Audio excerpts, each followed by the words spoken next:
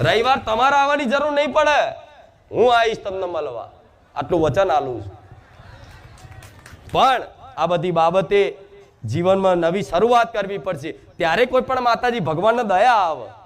તમારી જ અંદર દયા ભાવના નહીં, તમારી અંદર સારી ભાવનાઓ નહીં રહી, તો ક્યાંથી કોઈ માતાજી ભગવાન તમને સુખી કરે કહો? અને તમારે આ શોર્ટકટમાં બધાને સુખી થઈ જવું છે. બુઆજી કંઈક કરી આલો ને, હવા મહિના બધું દુઃખ જતું રહે. હવા મહિના કાઢીને 10-10 વર્ષ ભૂવામ કાઢ્યા, કે શું થયું? ઉપરથી વધારે દુઃખી થયા.